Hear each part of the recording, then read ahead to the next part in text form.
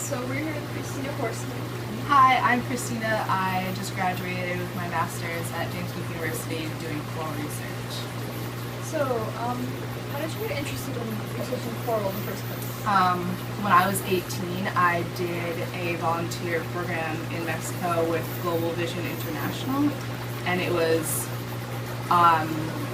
you go down to the Caribbean for a month and you volunteer, and you either get picked for fish or coral, and I was like, yeah, fish, I really want fish.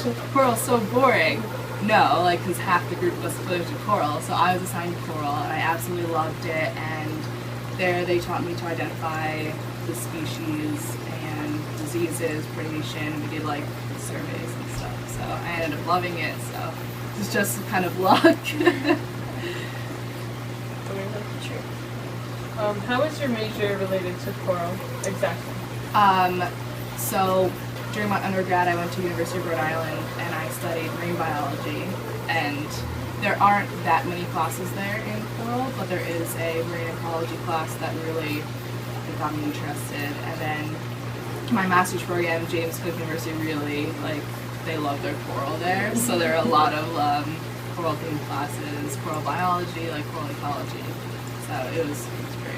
Can you explain exactly what you did at James Cook University in Australia?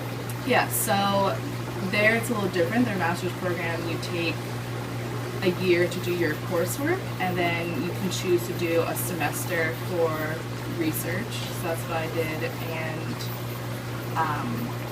I purely did like research and a literature review that semester, and it was great. I loved it. How has coral affected Australia, like around where James Cook is? Well, it's their number one source of economy because they rely on tourism so much, and where James Cook University is, it's right in the middle of the Great Barrier Reef, so basically all the cities and towns along that coast rely on the Great Barrier Reef for tourism and fishing, which isn't really good, but yeah, so there's tons of, like, it's a huge dive community, everyone's going out, there's tons of, they have these permanent large buoy setups, so you can take like big snorkel groups, and they really rely on the tourism there. So. How would the coral by the Great Barrier Reef affect people here in the United States? Well, it's definitely something to compare with the Caribbean, because we all know the Caribbean's struggling a lot, and so is the Great Barrier Reef, but just not in that scale. So it's always good to compare the two and compare their environments and see like what's actually different between them and why the Caribbean coral's struggling so much. So, how important would you describe like safe diving practices in the preservation of coral? Oh my god, no. Like, it is really bad. So in Thailand I did my dive master, and you're going out with just regular people, like not science related at all. Yeah, they're divers, but that doesn't necessarily mean that they care about what they're seeing. So you'll just see people just like palm on a coral, just like, That's let me bad. see that fish over Bad. there, like pressing up against the coral to like, especially if they're new divers, it's really bad. I even, just going out with like my classes, I've seen like really bad dive practices of people, yeah, just trying to touch things and like grab things. So I would say it is definitely something that needs to be highlighted upon more in diving courses. So yeah, I've seen pretty gnarly things. I'd like lecture people underwater and stuff. So yeah, it's pretty bad.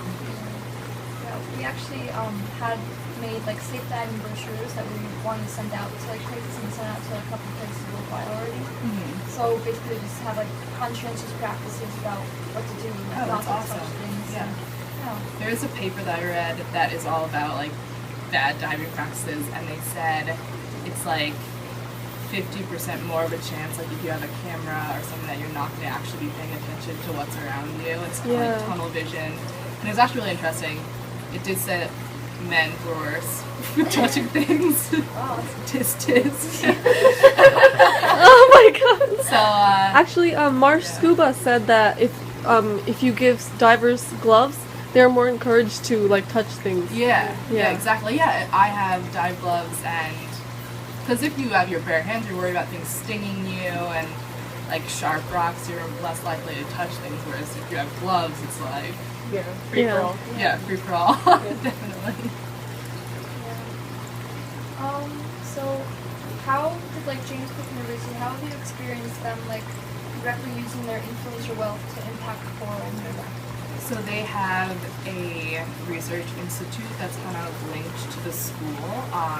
It's called AIMS, the Australian Institute of Marine Science, and they're really like partners. And a lot of students from James Cook like intern there, or, like volunteer there, and they're like the forefront of coral reef research. They have this massive, I think it's like a 40 million gallon tank that is like all the current technology. They can simulate tide and like storms and stuff, and a lot of like, if you read a lot of like coral papers, the names usually the like authors are either from Ames or James Cook University. So it was really like enlightening to be there and see the cool research that was going on.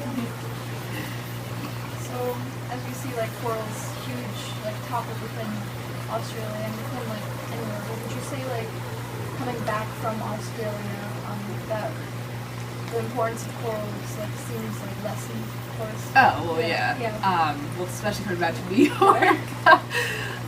But yeah, I mean, everyone in Australia, or at least in the area where I was, like on the East Coast, they're very aware of like bleaching, because there are like a lot of fishermen and just people that are out on the water a lot, like, so they can notice with their own eyes that something's changing, like especially with the increased cyclones they have there. They're like just carving tracks within the reef.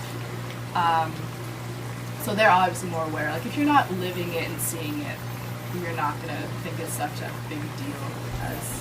But I mean, I'm sure the people in Florida and around the Caribbean are equally aware. Our project goal is to make coral local, and now it's global, going globally. Yeah, that's awesome. So we actually wanted to give you a t-shirt. What? That's awesome! Thank you. Welcome to the coral network that we created. This is so nice. This is way better than the water bottles we made during our year.